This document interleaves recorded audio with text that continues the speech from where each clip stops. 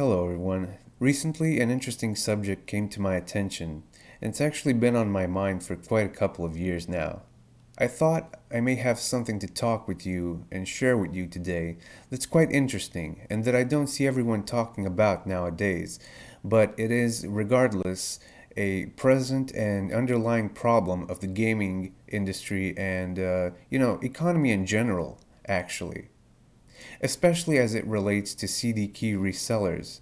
The absurdity of their prices, which have stirred within me the fires to really want to talk about this. So, what's going on and what is this all about? Well, first of all, let's go back to what happened to me this morning. So, I came across one of my favorite childhood games, Clive Barker's Undying, which was an incredible staple of my childhood and one of the best and most important games that I've played, that encapsulated not only great gameplay elements, not only incredible selection of weapons and spells, but also an incredibly thrilling atmosphere, a majestically well done and well written epic storyline by the genius horror writer himself, Clive Barker, a wondrous and macabre storyline delving you deep within the lore of a distraught and cursed family whose only surviving member is your old war friend Jeremiah Covenant, who has asked you to come to his manor and help him solve the mystery of the deaths of all his family members and mysterious and mystical happenings around the manor. That opening itself makes you want to dive even deeper into the lore of the game and discover what it's all really about. And slowly but surely, with the help of well-written passages from the various diaries that you find along the course of the game, you will slowly uncover the entire mystery of the Covenant family. Not to go any further with this in order to not spoil the plot, suffice to say, this was an incredible game, an incredible premise, a compelling story, and a pretty mysterious ending. And so, Undying being one of the games of my childhood, and so me being no stranger to the phantasmagorical musings of Clive Barker, I decided it would be an interesting idea to take on another incredible piece of art called Clive Barker's Jericho. Another jewel of horror games from the mind of Clive Barker. Clive Barker's Jericho is a horror first-person shooter released in 2007 for the Microsoft Windows, PlayStation 3, and Xbox 360, with a lot of interesting gameplay elements, consisting of mainly leading the game's seven-man team, codenamed Jericho, allowing you to control all members by jumping to each of the characters during certain points in the game through various environments that have been warped by this creature called the Firstborn, while fighting off a variety of twisted creatures with armors and swords and just incredible, awesome looking graphics and awesome game design in general. The game also featured several quick-time events where the player must press the corresponding buttons or keys shown on the screen in order to successfully survive that certain situation. Additionally, each team member had both a primary and a secondary attack, either in the form of an alternate fire, such as grenade launcher or rifle, secondary weapons such as sword or pistol that can be dual-wielded. So, while the game is a first-person shooter, the ability to control different members of one squad adds to a sort of a tactical element. Players must also determine which squad member is appropriate for each particular job. Not only does each squad member have different strengths and weaknesses, but they also have a unique ability or supernatural ability in some cases. This allows the player the freedom to choose a playing style that suits them throughout the game. However, during certain instances, certain characters are unplayable. The squad's supernatural abilities play a prominent role in the game. The character the game originally controls is a psychic healer with the ability to fully heal fallen comrades that are close to death. Other squad members have other powers such as summoning a fire demon, slowing time, firing a guided bullet, and leeching life from enemies to add to one's own. Basically, you delve into the ancient city of Jericho and you find shifting mystical islands. You fight ancient humans and ancient deformed creatures who have been corrupted by forces of evil from times long past, using a variety of pretty awesome weapons and pretty interesting and awesome abilities, or at least that's what I read about the game. I never got to play it back in 2007, nor all the years since then, for whatever reason.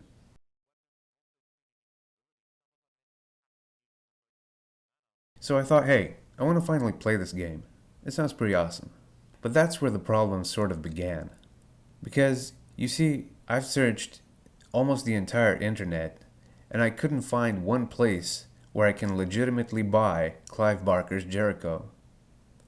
I've searched Good Old Games, I've searched Steam, I've searched pretty much anywhere I could on Google and on the internet, and mostly what I could find was either they were CD key reseller sites such as, Gamivo, Eniba.com, etc., etc.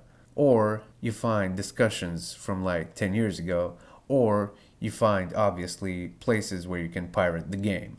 Now, none of those options seemed exactly valid because none of those things was what I wanted to do. What I wanted to do was to be able to buy the game from a legitimate source and then play it. But that I could not do. As I've said, I've searched everywhere and mostly none of these options seemed too good. But obviously, I didn't want to straight up pirate the game. And I thought, maybe let's try one of these CD key reselling sites. Although obviously, there's a lot to be said about CD key resellers and the shady practices behind such businesses, where often they sell legitimate CD keys that have otherwise been stolen, literally stolen, from various online stores or from various physical stores. I remember reading somewhere, I don't exactly know how this functions, but I remember reading somewhere that what they do is they literally sometimes hijack, you know, trucks that transport a lot of these physical keys that are drawn onto like these laminated tablets, and they literally steal those and they redistribute them on the internet. Well, they redistribute them on their own sites, which is literally theft and it's literally crime.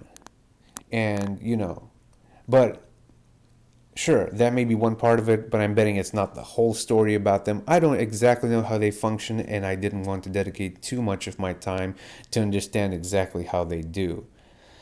Nevertheless, I have, along the years, I have bought some certain games from sites like these at a much lower price, and I can't complain. They always worked. They were good. I only once had a problem where I tried to get a game and the CD key didn't work for Stalker Clear Sky, but that's a whole nother story unto itself. So, what is my problem with all of this? Well, the problem is this. As you can see, if you go to any of these sites, I've chosen eniba.com.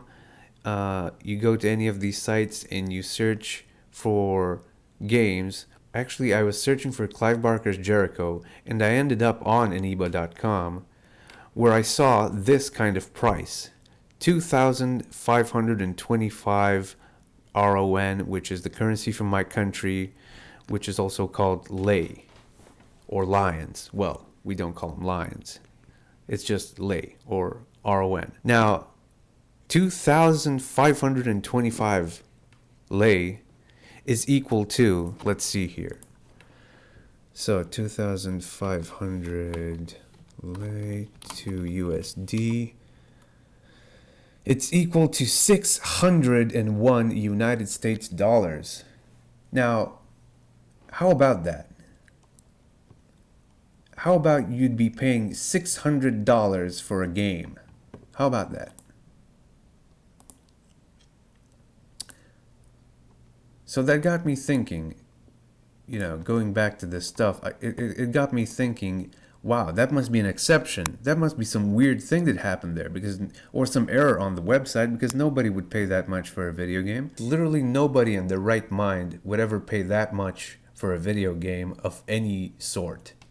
So then I thought, maybe it's some sort of error, and maybe it was, who knows. Let me just go to a different site. Now we're on gamivo.com, and we can search the same thing. Let's see, Jericho. Clive Barker's Jericho Steam CD key. 831 lei. You can choose the currency. $200. It got me thinking, what the fucking hell, dude? How is that possible and why? I didn't understand this. I really didn't get it. Like, these are prices that nobody would ever pay for anything, much less a game from like 13 or 14 years ago. So then I thought, well, yeah, screw it. If we're doing 2,000 leis, let's see how far it goes. Let's see how much these prices can, let's see how absurdly high these prices can get. And then I just went to aniba.com again, and I sorted all the games by, let me see here, right, price from high to low. And, lo and behold, is like the Amazing Spider-Man 2 Steam Key Global. 4,500 lei, which is equal to, let's see, 4,500 leis. It's $1,083. Could you imagine paying this much for anything related to video games ever? I mean, I wouldn't pay that much for, I don't know, any sort of collectible movie or any sort of collectible game or anything. Now, granted, maybe you could take the approach of, indeed, for some reason or another, this game is no longer available on Steam or on Good Old Games or just anywhere I try to search for it. Now, I don't know if that means that this situation has granted it a sort of rarity status, a sort of collectible game status, amongst which, of course, we can draw parallels to like the Spider-Man 2 game. I don't know if that is missing as well. Actually, let's search for that. Let's see if we can find Spider-Man 2. I haven't done my research before this video. I'm just shooting from the hip. So let's see what we come up with. Spider-Man 2. Let's go. Whoa, would you look at that? No Spider-Man 2. Okay. Let's go to something else. Let's go to another store. Let's see what's on GOG Galaxy. Okay, search for Spider-Man 2. No results found. Okay. Well, I don't know, maybe Epic Games. Let's see if Epic Games has anything. Okay, store. Okay, Spider-Man 2. No results found. Now, what does this all mean exactly? It probably means the fact that these games have sort of become rarities because they're no longer available online. They may be available in actual physical stores, but they're not available online. And so I think that's where the huge prices come from. But whatever the case may be, who could ever, and why would you ever pay this much for a video game? No matter how good it is, no matter how much of a nostalgia boner you have for it. I mean, seriously, dude, 4,500 leis, which is literally $1,000, $1,000 for one video game key. I mean, come on, what is this? What is this? And never mind that, but this also got me thinking because you see, I am from Romania and we get these prices in RON or lei, as I said. And this got me thinking about economy in general, and especially the economy of video games. So I've been thinking about the fact that there is the obvious economical problem of the ratio of 1 to 4 discrepancy in the value of my country's currency as it relates to the US dollar or even to the euro. It's approximately the same ratio. And this is a huge problem when buying anything online. Because let me put the situation like this. A few years ago, I was talking with some acquaintances from the US who were telling me about where they're working and what their salary was in a given month. And they were in a similar position to where I was working back then, which was sort of a call center position. Now, a call center salary is kind of on the low end range of salaries in the country. And it's quite the same in my country as well. Now, my salary was somewhere around ballpark 2,000 lei, which was really, really small salary, but it was my first job, so I didn't complain too much, and I wasn't yet secure enough to leave that place and find a better job. So that was my salary back then, and 2,000 lei is, let's see, 2,000 lei. Well, now it's roughly $481 right now. So so that's what it is. But also, I was speaking to those acquaintances of mine from the US back then. They were working for the same company that I was working for, only that I was working for the specific company through an indirect labor vendor, which are like these BPO companies that provide labor at a cheap cost to companies in the US and other places in Europe for a way cheaper price than they can hire their actual employees in their own countries. And so basically, these BPO companies are the devil themselves, and they make a huge profit off the backs of hardworking people while paying them like a fraction of what they should be getting from their actual salary. So basically, they get your salary for you and they throw you a dime so you don't starve on the street, basically. Which is real shit, if you ask me. Let me say that again. Labor outsourcing is fucking bullshit. And I think everyone who's ever worked in these sorts of companies knows exactly what I'm talking about. Now, maybe not all companies are as horrible as the one that I worked in, but let me tell you just a few quick things. A lot of inopportune and disgraceful things happened to me, such as having my food stolen, having chargers, headphones stolen, probably even clothes. Some other people, not me though, but because I never left my clothes there, but because I didn't trust anyone, obviously. So all in all, it was a horrible experience. But that's not what I want to talk about. This horrible experience that I had in the call center is not what I want to talk about today. What I do want to talk about is the implicit actual economical problem of the 1 to 4 discrepancy between the value of our currency and currencies such as US dollar or euro, especially as it pertains to buying online games. So coming back to the people who I've talked to and who are working for the same company, just not through these BPO vendor outsourcers, they were getting kind of like the same salary that I was getting, only that we got paid in the same numbers, but we didn't get paid, obviously, in the same currency. We got paid in the same numbers, in the sense that I got paid 2,000 something and they got paid 2,000 something as well. Only that my something was 4 times less valuable than their something, and vice versa. Their something was 4 times more valuable than my 2,000 something, right? It doesn't even matter. It doesn't matter what you call them. It doesn't matter you call them lei, it doesn't matter you call them USD, it doesn't matter what you call them, right? It's the same goddamn thing. It doesn't matter. We both get paid the same 2,000 something a month.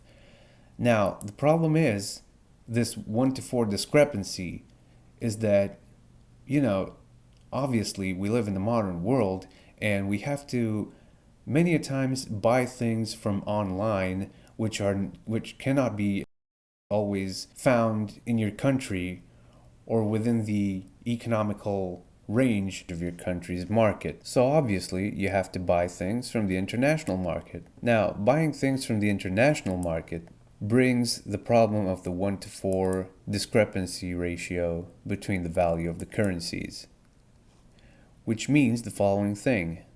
It means that if, for example, I wanted to buy Clive Barker's Jericho off GameEvo.com, and I actually wanted to pay the outrageous price of $200 for a CD key, pirated CD key of a game that is like 14 years old, and I actually wanted to do that, well, I'd have to pay $200, which in my currency is, let me see, there we go, lei, 831 lei. Now, keeping in mind the fact that we're both paid 2,000 something on this lower range of the salary spectrum, me paying 800 something for a game is like you paying 800 something for a game. Now, imagine, would you pay $800 for a game? This is how much they are asking me for it. This is how much they're asking people from my country for it. They're asking for me the equivalent of $800 that I'd have to pay for this game. Now, that may sound a lot, and it may sound absurdly high, and actually it is absolutely absurdly high, but the madness doesn't end here. Check this out with me. The madness goes even further.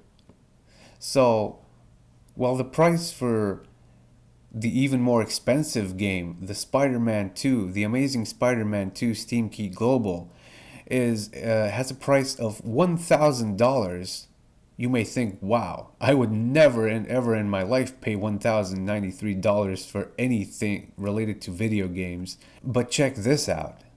If I select the currency, I go country, right, US dollar, and then I go to Romanian leu and save 4,540 leis.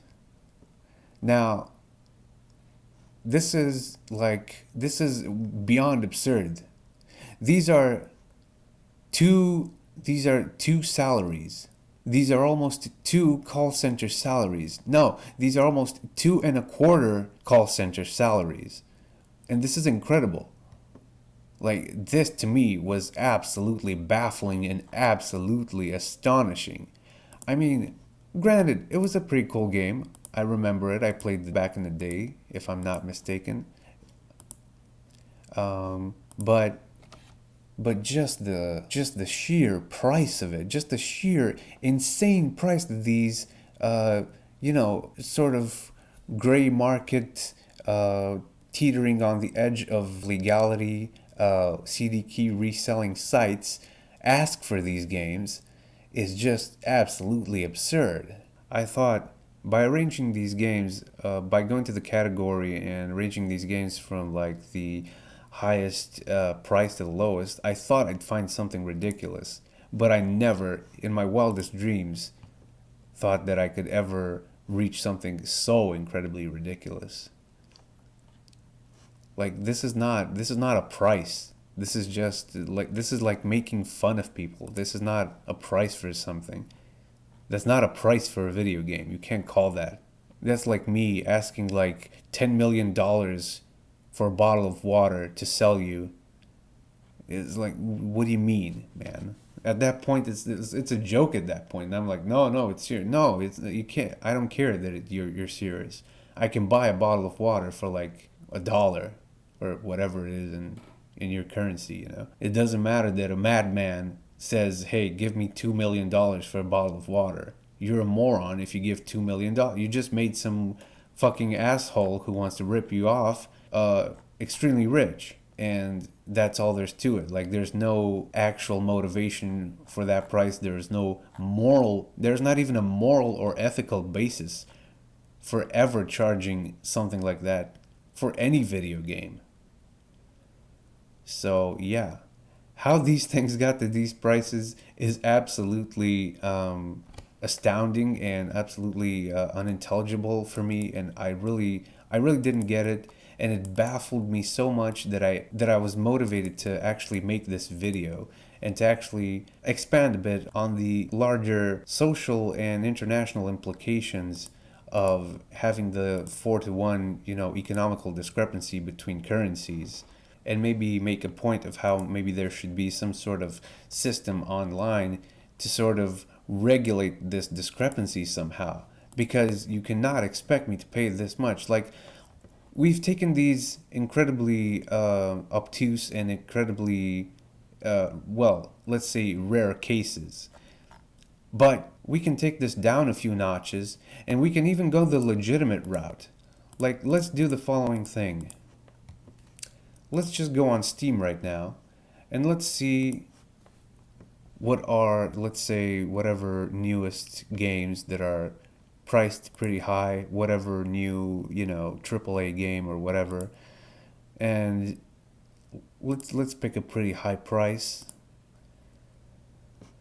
These are mostly on offer here, so they're not really priced too high, but let's see. Top sellers. Arrange by highest price. Let's see. Wow, there's some high prices here for a lot of... What is this, dude? Weird semi-porno, anime games. $700. Yeah, sorry. I don't care if I lose viewers or whatever by saying that, but this is just retarded to me. This is just incredibly stupid, and wow. You have to be like 3 years old. You have to be like 6 years old to enjoy these kinds of games. Anime titties and bullshit like that. I mean, come on. And to pay $200 for some sort of bundle of these games, this is just... You literally have to be a 12-year-old child. At most 12. At most. Okay, so what do we got? Cities Skyline Collection. It's still a collection. Bundles, series, collections, anthologies, packs, franchise. No. I need a single game. Deluxe Edition, there we go.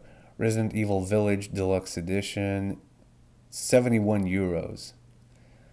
Which is, more or less, it's still like $70 or whatever. Let's see how much that is actually. So, 71 euros to US dollars. Well, $84, not that big of a difference, Because, again, just speaking about currencies, it just introduces the ratio of discrepancy. Eliminating them, we just talk about numbers, because we're all paid in numbers at the end of the day. It doesn't matter that my numbers are called euros, or my numbers are called leis, and your numbers are called US dollars, or Norwegian kroner, or whatever, So that's a lot. Even so, for a country like mine, where the discrepancy is way higher, like the discrepancy between the euro and the dollar, as we can see, is very little, actually. 71 euros is $84, but 71 euros is, let's see, how many Romanian leis? It's 349 Romanian leis. Keep in mind, we're both being paid the same numbers. I'm being paid 2,000 something, you're being paid 2,000 something a month, right? So me giving 350 almost of my something out of my 2,000 something is like you giving the same amount from yours. Would you pay $350 for a game, or for, well, anything related to these kinds of things? Would you pay $300 for Resident Evil Village Deluxe Edition? I mean, come on, man. At the end of the day, it's a fucking video game, and I gotta eat, and I gotta drink, and I gotta clothe myself for the month, and I gotta pay rent and utilities and all that. I mean, come on. How are you gonna ask me $300 for a game? Because that's what I'm being asked. You're not being asked that, but I am being asked literally 300 leis, but it doesn't, again, the terminology doesn't matter. I'm being asked 300 of my currency when we're being paid this basically the same thing, which is really absurd. really absurd, you know. So I guess the point I'm making is about the larger financial inequality brought by, the difference in economy and the discrepancy ratio between economies, and the fact that we have to interact with, Western world economies that are 4 times more valuable than ours, and we have to buy goods at those prices, which again is not fair because I pay a hell of a lot more than you for the same product. And I just found that to be an interesting point that's been on my mind for quite a few years now.